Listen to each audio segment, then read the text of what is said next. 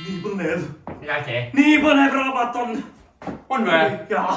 Kuule, aga loe mulle ka siis ette. Tahad või? Tahan. No ma võin tegelikult lugeda küll, siin on natuke sinust ka juttu. Kuule, kas ma illustreerida võin seda? Nagu kärbes Raivo. Kärbes Raivo pliiat. No hea küll, ma loen sulle ühe osa ette. Nii. Esimene peatükk, milles Lotte ärkab ning tõttab otsima uusi seiklusi. Lotte ärkas hommikul kohutava lärmi peale.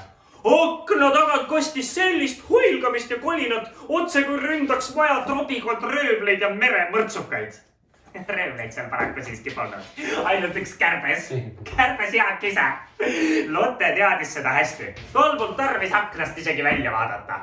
Kärbes Jaak käis igal hommikul tema akna taga mürgeldamas. See oli tema amet. Just, see ongi minu amet. Ja tead, sellest ametist ma sain aru juba siis, kui ma olin täiesti väikene. Ma käisin rannas, ehitasin liivalosse, see muudega koos. Ja siis ühe korrana avastasime sealt liiva alt luukere. Ei ole. Oli küll, mina ei tea, kust ta tuli. Tuli ta siis merelt, mõni vana mereröövel või siis oli kiviaja mingi koorik loom. Aga ühesõnaga, mina ehmatasin selle peale ja pissin kisama. Ja tead, mis siis juhtus? See luukere, ta hüppas ülesse püsti. Raputas ennast läbi ja pani vetsa poole plagama. Ja siis ma sain aru, et kui ma juba surnud ajan ülesse, siis ma pean olema üks heikeärataja ja... Niimoodi otsustaski Jaak meil külas äratuskellaks hakata. Igal hommikul lendas mööda küla, peatus akende taga ning kisasest trampis seal nii, et klaasid värisesid. Peale selle oli Jaagul kaasas kotitäis eriti jubedat lärmi tegevat koli ka. See mul praegu ka kaasas, tahad näha? Hirmsasti. Nii, väga hea. Esimene pill on mul... Oota, näed on kinnis. Esimene pill on selline, see kõige tavalisem ärataja. Selline pasu. Selle pan ette endale ja siis läheb. Mõjub. Nagu rongivile. Aitab, kõigile ei mõju ka. On ka sellist asja, vaata. Ai, kui hea. Aina pane. Sa põrgad. Ja muidugi kolmas on see, millega oma ja... ongi valmis. Mis oba.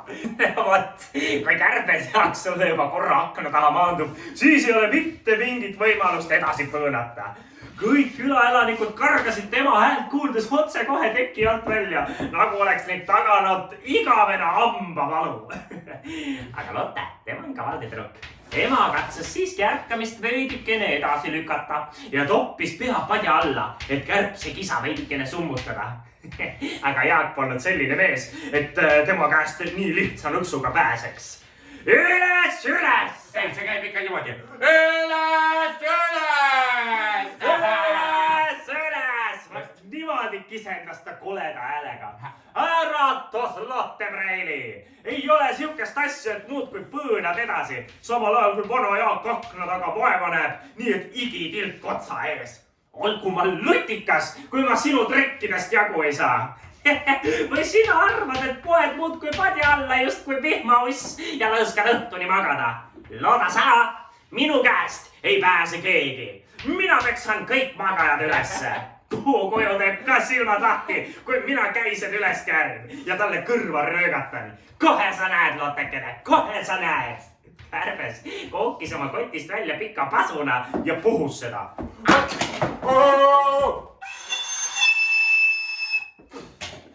Selline lörin oli nii vali ja võigas, et Lotte tundis, kuidas tal külmavärinad mööda ihu edasi-tagasi jooksevad.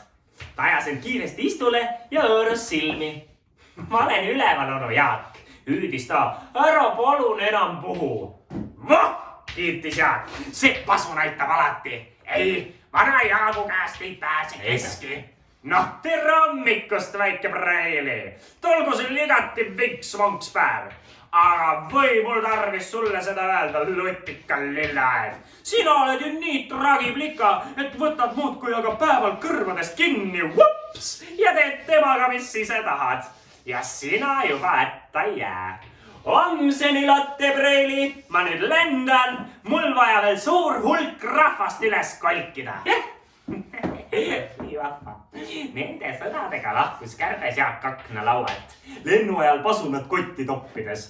Lotte haigutas, ringutas ning oligi korraga täiesti ärkvel. Ta ei olnud Jaagu peale sugugi pahane, et too teda nii vara hommikul üles äratas. Ei, Lottele ei meeldinud tegelikult üldse magada. Tema arust oli see täiesti raisatud aeg. Õhtuti vähkles ta alati voodis ning oli lausa meeleheitel kujutades, kui palju huvitavaid asju ta öö jooksul teha jõuaks, selle asemel, et mõttetult linade vahel lebada. Tal läks alati hirmust kaua aega, enne kui uni viimaks tema rahututest mõtetest jagu sai. Ja seetõttu oligi hommikul veidikene raske ärgata. Aga kord juba voodist välja pääsenuna ei kippunud ta sinna enam sugugi tagasi. Nüüd oli ta vaba. Ei pidanud enam magama ja teda ootas ees suurepärane päev. Muidugi, nagu iga täiskasvanu teab, on lapsel hommikuti ka mõned kohustused, mis on vaja ära teha. Ta pidi nimelt nägu pesema ja sööma. Midagi polnud parata. Ema ja isa tahtsid niimoodi. Lotte ise oleks hea meelega ennast akna külge seotud köit pidi aeda libistanud ning kohe mängima jooksnud. Aga kuna ta oli siiski kuulekas koeralaps, läks ta hoopis kraanikausi juurde ning hõõrus külma... Mida? Kraan. Osta poisku ja kraan. Ja mis ta tegi seal kraanikausi juures, mis sa arvad? Õrsilmi. Õõrus oma silmad ja nina puhtaks nagu prillaud. Tere isa, tere ema. Ma võtan oma pannkoogi kaasa ja söön tee peal. Mul ei ole täna aega laua taga istuda, ütles ta enda vanematele. Sul ei ole ju selleks kunagi aega, ohkas ema. Kallis laps, ma olen sulle ju rääkinud, et kõndides söömine pole hea. Sulle võib suutäis kurku kinni jääda. Miks ta peaks sinna kinni jääma? Imestas Lotte ja rullis 2 pannkooki kokku. Onu Klaus ütleb alati, et rennakul toit maitseb kõik paremini. Värske suus söömine on tervislik. Niimoodi ta ütleb küll. Ja ütleb küll niimoodi. Nägemiseni. Ma nüüd lähen Bruno juurde mängima.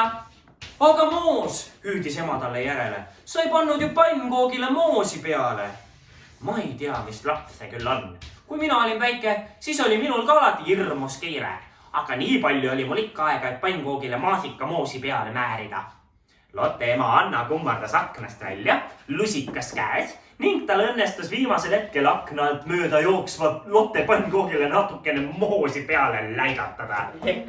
Noh, said pihta, küsis Lotte isa, kes toppis endal ühe käega kooki suhu ning joonistas teisega paberile hammasrattaid.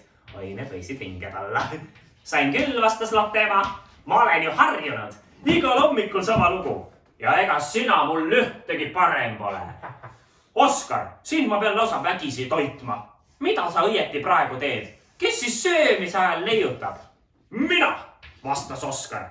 Pistis kogemata pliiatsi suhu ja näris seda keskendunult. Ise samal ajal moosile pannkoogiga paberile punaseid kriipse vedades. Oskar, kiljatas Anna.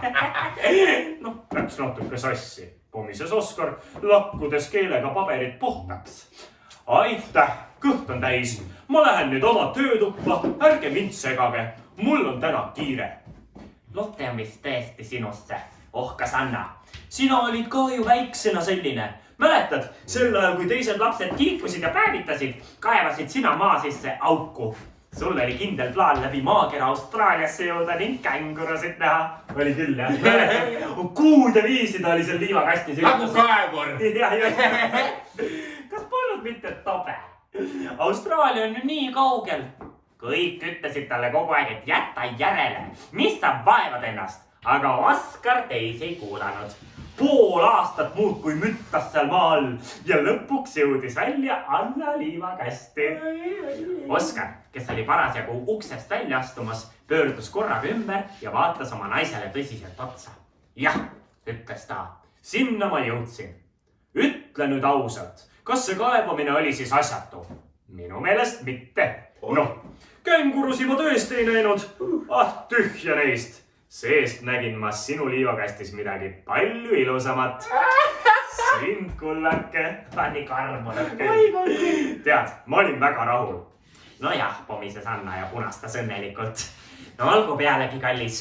Eks mine siis nüüd pealegi leiutama. Ma keedan sulle lõunaks midagi head. Sinu lemmiksuppi. Hernestega. Oo, herned, nimises Oskar ja marssis reipalt oma tööpaja poole. noh, kuidas meeldis? nii ilus lugu, sa loed nagu tead täitsa ise. Ja sina joonistad nagu täitsa ise. Kuule, aga mina pean ka nüüd leiutama minema. Mul pole siin aega päevad läbi lugeda. Homme jälle loeme. Just. Jah, homme järgmine peatükk. Aga nüüd, lapsed, teiega kindlasti lugege ja leiutage kodus. Näeme varsti. Tšauka-pjauka.